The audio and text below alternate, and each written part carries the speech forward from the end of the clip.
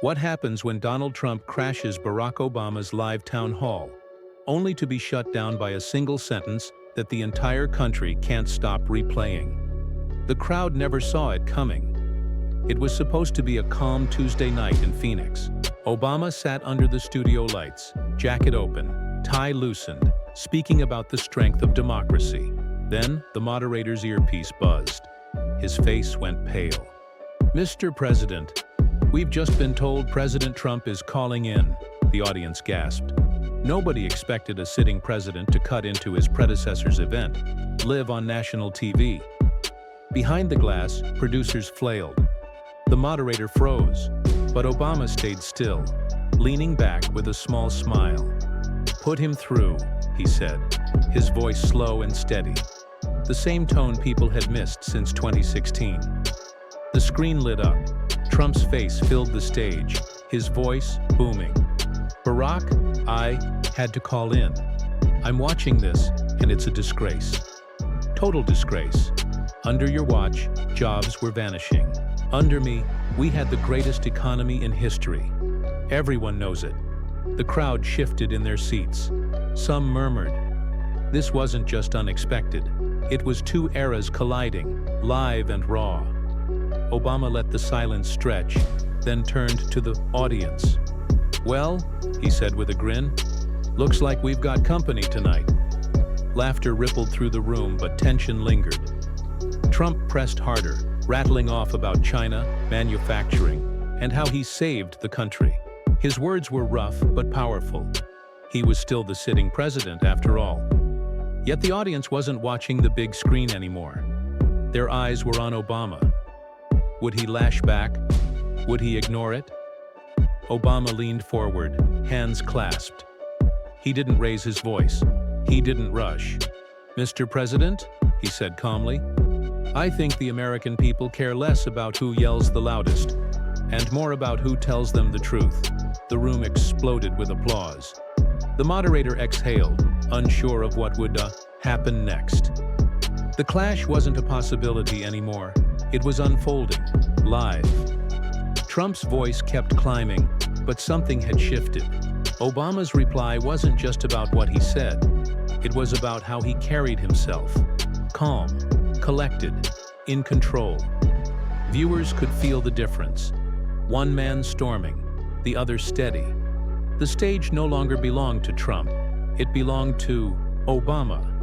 And this was only the beginning. What happened next would turn a political clash into one of the most replayed live TV moments in years. Before Trump ever called in, the night was meant to be thoughtful, even quiet. The network had set up a town hall at the Phoenix Convention Center, a glass-walled space in the heart of downtown. The stage was simple: two chairs angled toward each other, a small table with water, and an audience seated in a half-circle. The invite had been pitched as a conversation, not a debate. Obama was there to talk about democracy, unity, and what it takes to hold a country together when it feels like everything is breaking apart. The crowd was a mix of teachers, veterans, students, and retirees. Some wore worn-out Obama campaign shirts. Others had just come to listen. Cameras swept across their faces as Reed Lawson, a veteran journalist from Dallas, opened the evening with a question. "Mr. President, when you look at where we are right now, what worries you most about the health of our democracy?" Obama leaned back. "I worry," he said slowly, "that we've started confusing performance with leadership. Too many politicians think that if they trend on social media, they've done their job. But leadership isn't about likes or retweets. It's about making life better for the people who trusted you with their vote." The audience responded with quiet applause. Not the roar of a rally, but the kind that comes when something rings true. For nearly 40 minutes, the conversation moved at that same pace. Obama spoke about voting rights, listening to voices outside your bubble, and the danger of misinformation online. He never said Trump's name, but everyone felt the shadow of it in his words. At one point, a young teacher from Mesa asked, "How do you keep believing in the system when so many people are losing faith?" Obama gave a soft smile. "That's fair. The system has never been perfect. Not when I ran, not when Lincoln ran, and it won't be perfect for your students. But here's the thing. It only works if people like you stay in it. Teachers, nurses, veterans, small business owners. If everyday folks keep showing up and holding leaders accountable, that's what keeps democracy alive. Without that, all you've got is a stage show. Some in the crowd nodded, others wiped their eyes. The energy wasn't explosive, it was steady, like a slow-burning fire. Behind the cameras, producers kept an eye on the numbers. Ratings were climbing, clips of Obama's words were spreading online, hashtags trending. For some, the event felt like a return to something they'd missed. For others, it was a sharp contrast to the noise of the present. Then came the first. Text alert to the control room. The White House is watching. No one thought much of it. The White House always watched. But then a second message flashed. The president might respond. The director shot the floor manager a worried look. Would Trump respond through a statement? A tweet? A press briefing? By the time the moderator moved onto a question about voter turnout in Arizona, it was obvious this night was anything but ordinary. The staff felt it. Something was coming, though no one could say what. In the audience, a veteran from Flagstaff stood and asked, "Mr. President, what's the one piece of advice you'd give the man in office right now?" The room went still. Obama tilted his head, choosing his words carefully. "When you're president, you don't just talk to the people who like you. You've got to talk to everyone, even those who didn't vote for you. Because whether you like it or not, they're still your boss. That's the job." It wasn't flashy, but the weight of experience was clear. Applause followed, quiet at first, then stronger. Back in the control room, alarms may as well have been blaring. Trump wouldn't let that go, not with millions watching. But no one thought he'd go further than a tweet or a statement. No one expected him to break into the broadcast. When it happened, the room seemed to stop breathing. Moderator Reed Lawson had just finished a question on misinformation when his producer waved a white card from the edge of the stage. Reed squinted at the note, pressed his lips together, and cleared his throat. "Ladies and gentlemen," he said carefully, "we've just been informed President Trump has called into the broadcast." Gasps swept the audience. One man muttered, "You've got to be kidding me." Obama, still composed, crossed his legs and leaned back, almost amused. "Go ahead," he said smoothly. "Let's hear him." Trump's voice blasted through the speakers, raw and unpolished like a call on speakerphone. "Barack, I had to do this. I couldn't just sit and let you run your mouth on TV without the truth. You left this country weak. You left it broke. Under me, we had the strongest economy ever. People say it. Economists say it. You know it." The crowd shifted uneasily. Some booed, others laughed nervously, while the staff scrambled. Within seconds, Trump's face filled the giant screen above the stage. No polished lighting, no press setup, just him at the resolute desk, tie hanging loose, eyes sharp. "You were a failure, Barack," he declared. "You're trying to rewrite history, but history doesn't lie. People remember the jobs lost, the factories closed, the bad deals with China. I fixed it. Nobody gives me credit, but I fixed it." Obama sat still, hands folded, watching the screen like a chess player studying an opening move. The audience held its breath. Moderator Reed tried to step in. "Mr. President, we appreciate you joining us, though this wasn't planned." Trump cut him off. "Of course it wasn't planned. Nobody ever wants me here. But the people watching at home, they do want me here. They want the truth. And the truth is, Obama, you're overrated. You always were. The fake news keeps pretending you're a hero, but you weren't. You never were." The crowd erupted. Some shouted for Trump to stop. Others yelled for him to keep going. The clash of voices filled the hall. Obama finally leaned forward, resting both elbows on his knees. His voice was calm, deliberate. "Well," he said softly, "I guess we're breaking new ground tonight," Obama said lightly. The audience laughed, the tension easing. If only for a moment. Trump pushed harder, his voice rising. "People, know I did more in 4 years than you did in 8. I brought back jobs, rebuilt the military, stood up to China, NATO freeloaders, everyone taking advantage of us. You didn't do that. You didn't do any of it. And now you sit here, acting like some wise man talking about democracy. You don't know democracy. You don't know strength." The audience split, some booing, some clapping, others murmuring like it was a prize fight. Obama exhaled slowly, eyes steady on the camera. "Mr. President, people at home can see what's happening here. You're shouting. You're repeating yourself. And I think what they want tonight is clarity, not noise." The room shifted. Faces lit with recognition. A man in the third row whispered, "He's got him." For just a flicker, Trump's expression faltered. Then he snapped back. "Clarity? The only clarity is this. Without me, America loses. With me, America wins. That's it. That's the story." The words hung in the air, heavy and unshakable. Obama stayed silent, letting it sit. The studio was gripped. 2 men, 2 presidents, clashing without a script. Even the moderator had lost control. This wasn't his show anymore. The tension inside the Phoenix Convention Center was electric. Viewers leaned closer to their TVs. Audience members clenched their armrests. Moderator Reed Lawson's voice wavered as he tried to move on, but Trump wasn't slowing down.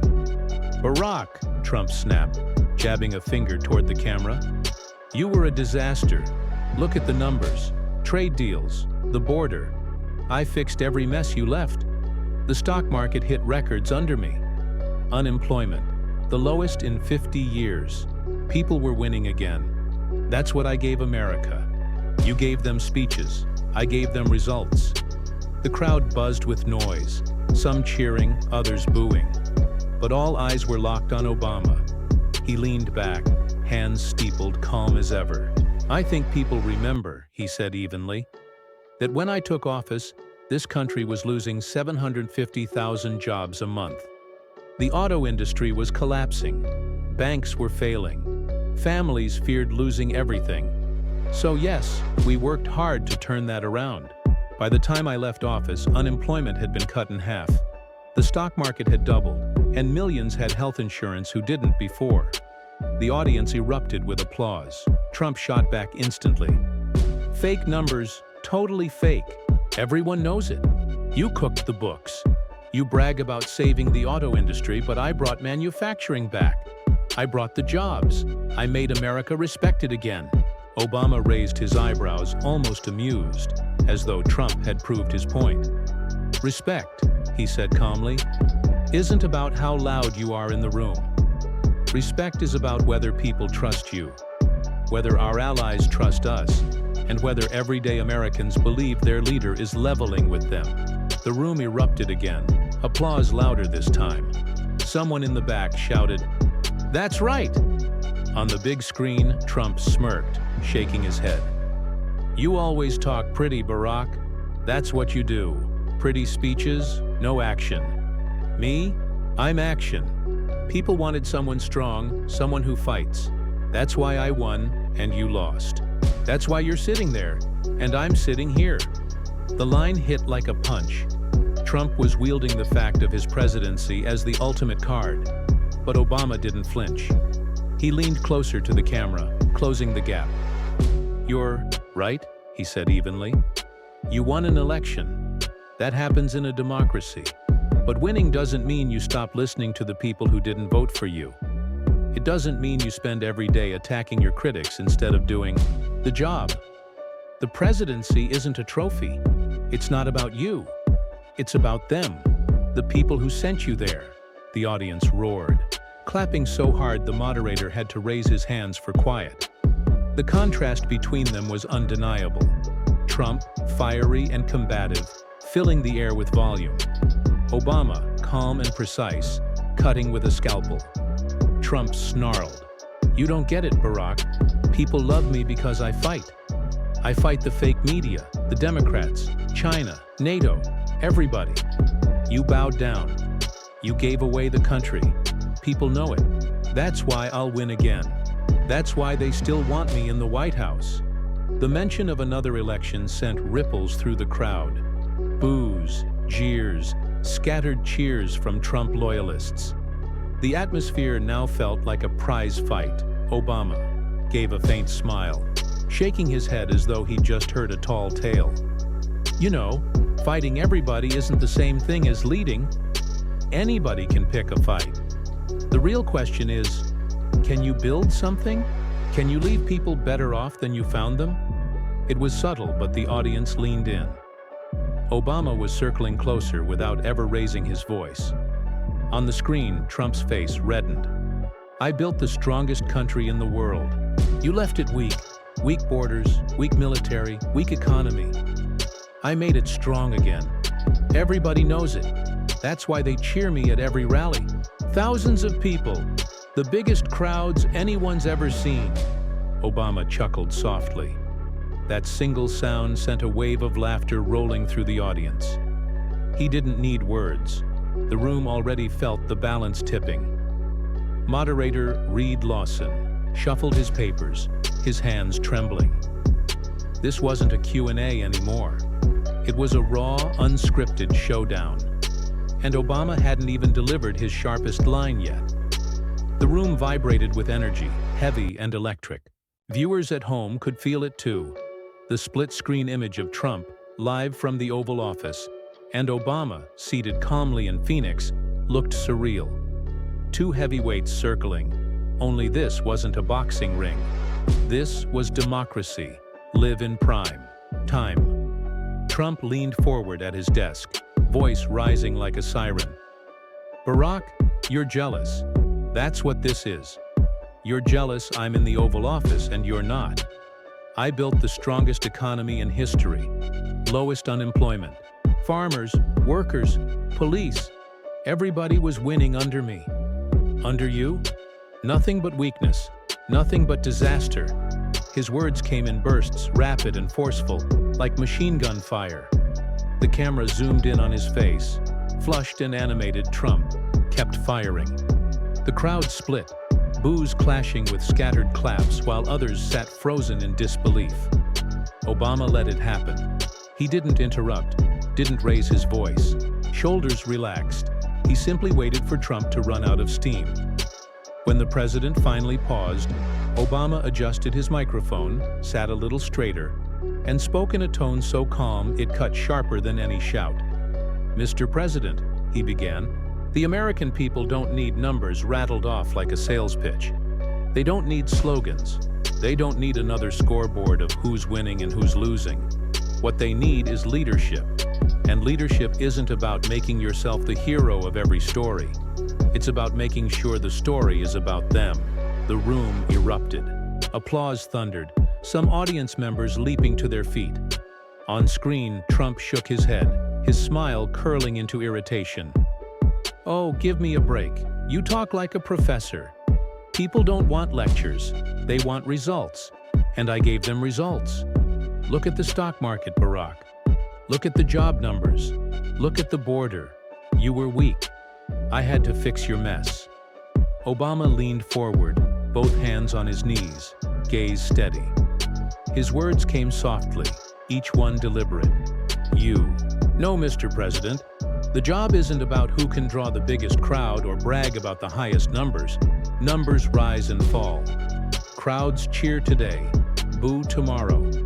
What people don't forget is whether you respected them, whether you told them the truth, even when it was hard, whether you treated them as citizens, not props." The crowd roared again. Someone shouted, "Tell him!" Trump's face twisted with frustration. "Truth? You lied about everything. Obamacare, disaster. Iran deal, disaster. You left America divided and weak.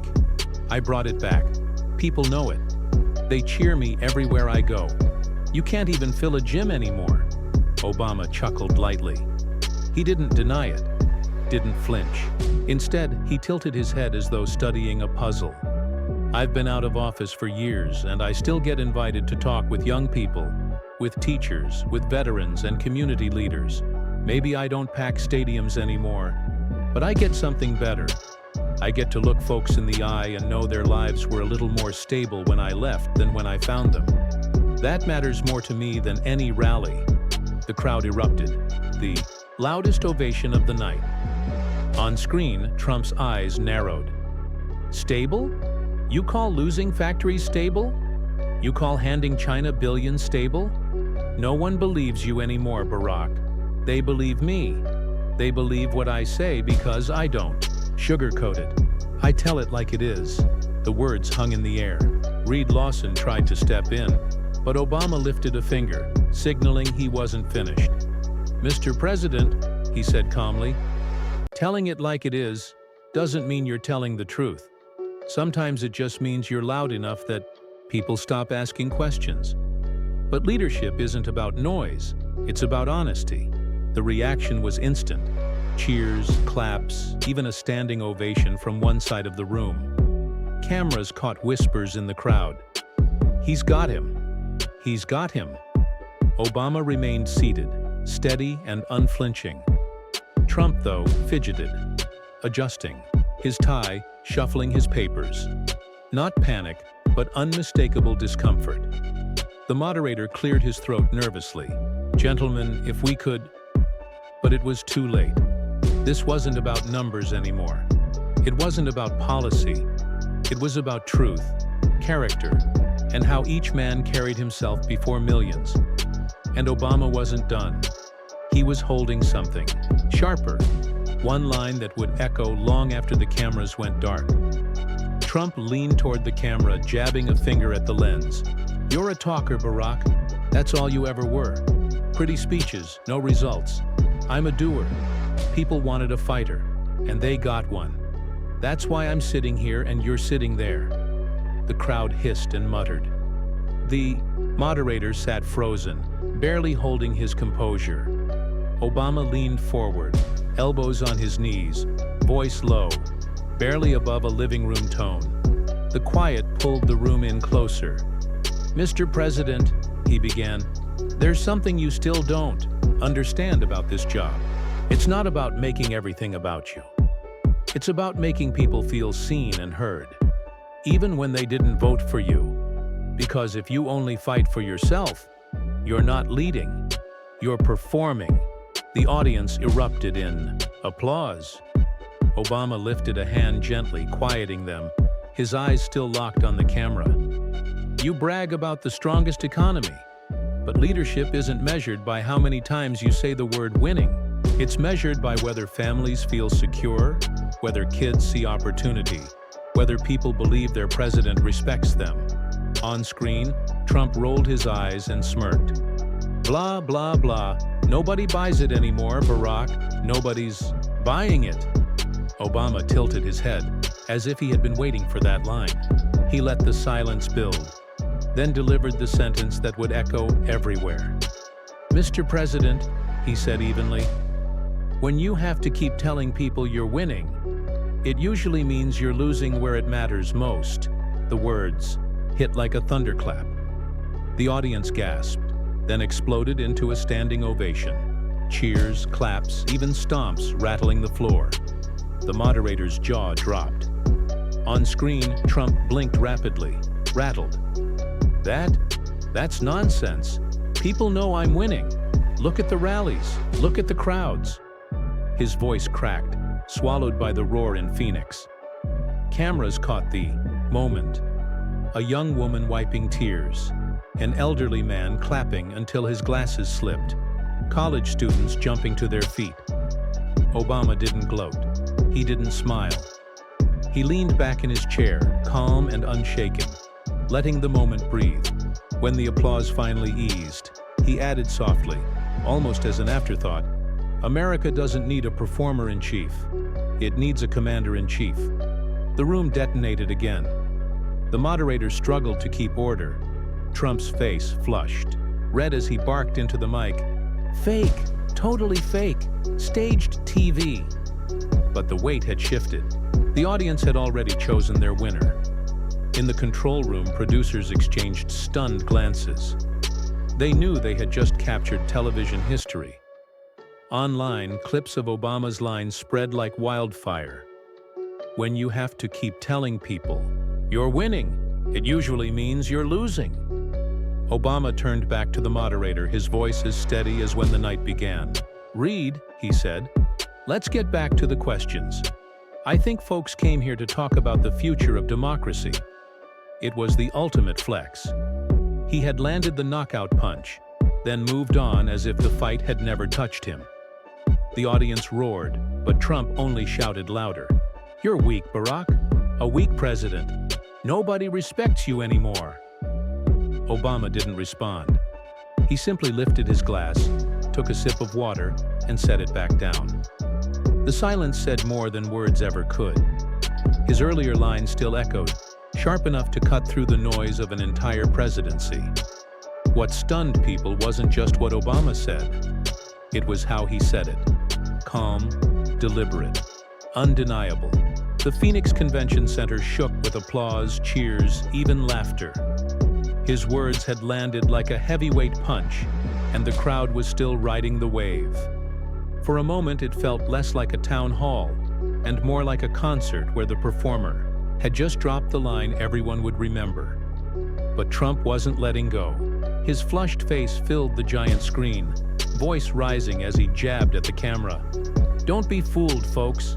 This is fake news at its finest. Rigged TV, totally rigged. They tell you to clap for him, to boo me. But in the real America, people know I'm right. Biggest crowds, biggest numbers, the strongest country we've ever had." The audience booed and laughed over him. One man shouted, "He just buried you," sending half the room into whistles and claps. Moderator Reed Lawson looked ready to sink into his chair. Clearing his throat, he tried to regain control. "Mr. President, President Trump, we appreciate your time, but perhaps we can—" "No, Reed," Trump snapped, cutting him off. "Don't try to silence me. That's what you people do. You silence me, you silence my supporters. But not tonight. I'm the president. I don't get silenced." Obama leaned back, calm, almost sympathetic, like a teacher watching a student unravel. He stayed silent, letting the quiet become his counter. Cameras caught the audience whispering, grinning, shaking their heads. It felt historic. Two presidents live on national TV, clashing without a script. Finally, Reed turned to Obama, desperate to steady the event. "Mr. President, former President Obama, shall we continue with the next question?" Obama smiled, faintly, and nodded. "Of course. Let's hear from the folks who came here tonight." The crowd applauded, eager to move forward. But Trump wasn't done. "You're not getting away with that line, Barack. You're not." It was a cheap shot, totally cheap. People know I'm winning. Everybody knows I'm winning. Look at the rallies, the polls, massive, incredible. Nobody's ever seen numbers like mine. His desperation was clear. Groans rippled through the hall. Some shook their heads in disbelief. Obama leaned forward, his voice steady. "Mr. President, with all due respect, I think the American people have already heard your case. Maybe it's time we let them hear from each other." Applause broke out again, drowning Trump's protests. The moderator seized the moment, calling on a veteran from the audience. The man stood, his voice strong but measured. "With all due respect to both of you, I've served under administrations from both parties. And I'll tell you this, what we need isn't another shouting match. We need a leader who can bring us together, not tear us apart." The audience cheered, his words landing like another blow. Obama nodded in gratitude. On screen, Trump shook, his head muttering into his mic, "Fake veteran. They plant these people. Total plant." The boos that followed were deafening. Reed cleared his throat, uneasy but firm. "Mr. President, I think we've taken enough of your time this evening. We appreciate your input," Reid said carefully. But this event was meant to focus on President Obama's perspective. Perhaps we can continue with that. Trump scowled, his face darkening. Fine, but you'll see. You'll all see. The people are with me, not him. Me. Then the feed cut. The giant screen went black. The room exhaled in unison, like a valve finally released. "Thank you," a woman shouted from the front row, sparking laughter and cheers. Obama sat quietly, letting the noise crest. When it finally calmed, he leaned toward the mic. "Well, that was unexpected." The dry humor brought the house down again. Reid adjusted his tie, sighing with relief. "Mr. President, I think we should move on." Obama nodded, smiling faintly. "Let's do that, because the future of our democracy is too important to get lost in the noise." The crowd applauded once more, but the night had already spun into something bigger than the event itself. Obama had landed his line. Trump had sputtered, and the clip was already racing across phones before anyone left the building. By the time Obama shook the last hand and walked off stage, the moment was everywhere. In Los Angeles, baristas huddled behind a counter, replaying the clip with wide eyes. In Cleveland, college students crowded a dorm lounge, shouting at the screen as Obama's words looped. Outside the Phoenix Convention Center, people live-streamed to friends. "Did you hear that? Did you hear that line?" News outlets pounced. CNN splashed a banner. "Obama silences Trump with live TV comeback." MSNBC replayed the moment non-stop, commentators calling it the sharpest, most devastating line ever delivered on live television. Even Fox News couldn't ignore it, anchors debating whether Obama had gone too far or if Trump had walked right into it. But the internet had already decided. On Twitter, the quote trended worldwide. Memes exploded. Obama sipping water, calm as ever, captioned, "When you keep saying you're winning." TikTokers stitched the clip into sports highlights and comedy skits. Actors, athletes, and musicians all shared it. By midnight, "Obama shuts Trump down" was the #1 trend in the US. Inside the White House, chaos reigned. Reporters later revealed Trump was furious, pacing the Oval Office, demanding a response, ordering aides to draft talking points. But by the time anything official was ready, the story had already sprinted far ahead. On MSNBC, clips of Obama's water sip played in slow motion, commentators calling it a mic drop. On CNN, Anderson Cooper replayed the crowd's reaction, gasps, cheers, stomps, saying, "That's not just an audience, that's a collective release." People knew they were watching history. Within an hour, late-night comedians had already rewritten their monologues. One quipped, "Trump called in to heckle Obama, and Obama basically said, 'Sir, you're yelling because you got nothing left. I mean, ouch.'" The studio audience howled. In Phoenix, reporters chased attendees outside the convention center. "I've never seen anything like it," a college student said, phone still in hand. "He didn't even raise his voice. He just said it. And Trump had nothing." Cable news replayed that clip too. By morning, newspapers plastered the quote across their front pages. The Washington Post led with, "Obama's words slice through Trump's bluster." The Arizona Republic called it, "Town Hall turns historic," after Obama's one-line response. Even international outlets, BBC, The Guardian, Al Jazeera, covered the surreal moment of a sitting president crashing his predecessor's event live on TV. Trump's allies scrambled to spin. Senator Ron Elkins of Nebraska told Fox and Friends, "The former president was disrespectful. He insulted the sitting commander-in-chief. That's not statesmanship." But the clip was too powerful to contain. The internet wasn't debating etiquette. It was reveling in spectacle. Commentators called it generational. Older viewers compared it to Kennedy-Nixon debates. Younger ones saw it as the perfect meme. Short, sharp, endlessly replayable. In homes across America, families argued, A retired couple in Des Moines shook their heads. Finally, someone told him straight. In a Dallas diner, truckers debated whether Obama was clever or disrespectful. In a Tucson classroom, students played the clip on loop, some laughing, others stunned at how rattled Trump looked. The moral weight crystallized. Tone mattered, presence mattered. Against Trump's firestorm of words, Obama's calm sentence cut sharper. One viral tweet summed it up. Obama didn't out-yell Trump. He out-truthed him. The media frenzy snowballed. NPR called it a turning point in how history would remember the Obama-Trump dynamic. On ABC, a panelist said, "That single sentence reminded people that restraint can be more powerful than rage." Obama himself said nothing. His aides confirmed he returned to his hotel, ordered room service, and skipped the coverage entirely. The silence only amplified the moment. While Trump's team scrambled, Obama's calm detachment told its own story. The second day, the clip had tens of millions of views. It was dissected in college lectures, replayed on morning radio, quoted in sermons. It had jumped out of politics and into culture. The real impact wasn't in the headlines, but in everyday conversations. At barbershops, diners, classrooms, and offices, places where politics rarely found common ground, people were talking.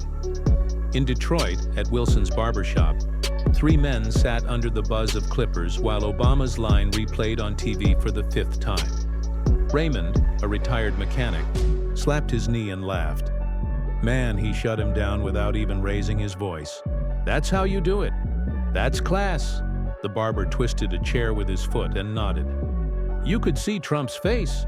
He wasn't ready for that. He was used to people yelling back. Obama had simply cut him down. With calm. In Dayton, Ohio, a waitress carried 3 plates to a booth while truck drivers at the counter argued over coffee. One, a burly man in a faded cap, shook his head. "I don't care what you say, Trump's right. Numbers don't lie." He fixed things. Another jabbed his fork at the air. "Fixed things? He got roasted last night. Couldn't handle one sentence. My wife doesn't even follow politics, and she was clapping at the TV." The waitress smiled to herself. For her, the power wasn't about politics. It was about tone. Obama had reminded her of her grandfather. Steady, firm, saying just enough to win without shouting. On a campus in Madison, Wisconsin, students replayed the clip between classes. In the student union, a freshman shook her head in disbelief. "This is the first time I've seen anyone actually get under Trump's skin." He couldn't spin it. He froze. Her roommate added, "It wasn't even the words, it was the calm. You could tell he was in control the whole time." In Phoenix, those who had been in the audience couldn't stop retelling the story. Maria Hernandez, a school counselor, told her neighbors, "You could feel it in the room. Goosebumps. He said it so soft, but it hit so hard. Nobody will forget that." Across the country, news outlets gathered similar testimonies. NBC interviewed a Pittsburgh factory worker who admitted, "I don't usually care for Obama, but I respect that he handled it like a man." CNN featured veterans in Kansas City saying leadership was about composure, not shouting.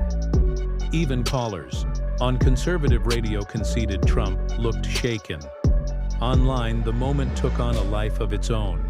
Memes showed Trump yelling on one side of the screen and Obama calmly sipping water on the other. Volume versus substance. Instagram influencers who rarely touched politics posted stories with the caption, "Tone matters." Trump's supporters pushed back. Facebook feeds filled with claims the network had cut his mic. Screenshots alleging doctored audio. The counter-narrative was fierce. But even among loyalists, there was quiet acknowledgement. The moment didn't land well. Because in diners, grocery lines, union halls, and Sunday services, people weren't dissecting policy. They were talking about that line. It needed no context. Parents repeated it to their kids as a lesson. Bullies don't win when you don't give them the stage. Teachers quoted it in class. Coaches used it at practice. You don't have to yell about winning, just play the game right. In some ways, it stopped being about Obama or Trump. It became about leadership itself, what it should look like and what it shouldn't. That night, in living rooms across America, clips played again and again. A mother in San Antonio turned to her son. "See?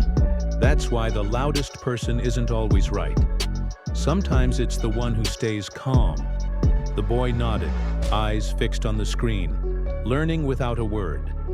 As the nation debated, truth became clear. This wasn't just a TV moment. It was a cultural marker. People replayed not just the line, but the image of Obama, steady, almost motionless, delivering a quiet truth that left Trump rattled. It wasn't the theatrics of a rally or the noise of cable news. It was raw, unfiltered leadership on live television. In the days that followed, analysts debated the political fallout. Some called it a blow to Trump's image, proof that his bombastic style could be punctured. Others argued it was something bigger, a reminder that sometimes the sharpest weapon in politics is composure. Some insisted it was just another viral moment, destined to fade when the next controversy hit. But outside the bubble of commentators and party strategists, ordinary Americans were taking away something more personal. In a Phoenix classroom, a teacher asked her students what they learned from the exchange. A boy raised his hand. "Sometimes, you don't have to yell back.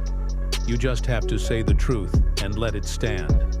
The teacher smiled, because the lesson had landed deeper than politics. In Des Moines, a pastor quoted the clip during Sunday service. "When you're secure in what's right," he told his congregation, "you don't need to shout about it. Truth has its own volume." Heads nodded in agreement.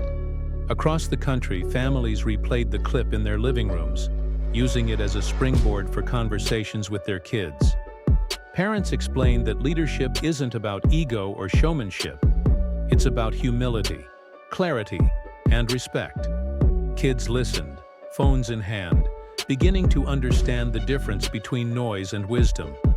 The irony, of course, was that Obama hadn't planned any of it. The line wasn't a rehearsed punch. It came from instinct, from steadying the conversation in the moment. That authenticity was what gave it weight. People can spot a script. This rang true. Trump's allies scrambled, flooding airwaves with counter-narratives, claiming Obama was disrespectful, even insisting the event was staged. But the reaction was too raw, too widespread. People weren't arguing statistics anymore.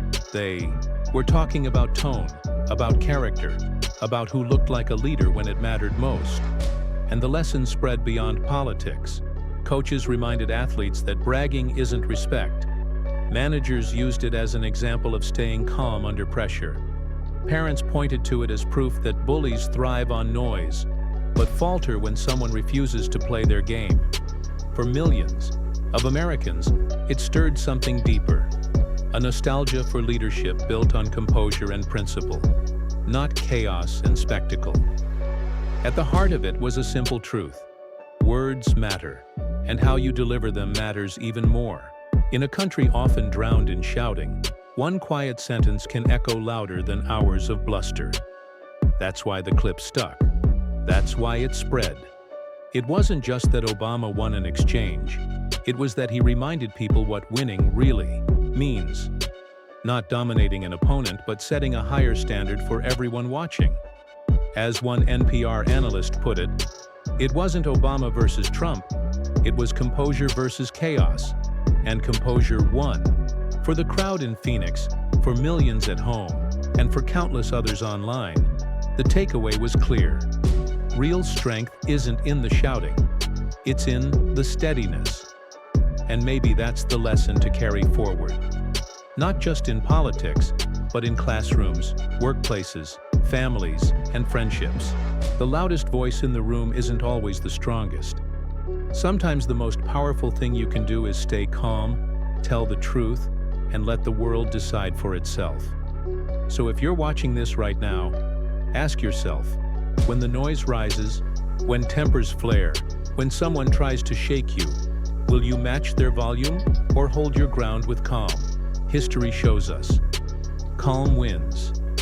If this story spoke to you, if it reminded you that words matter and composure carries weight, don't forget to subscribe.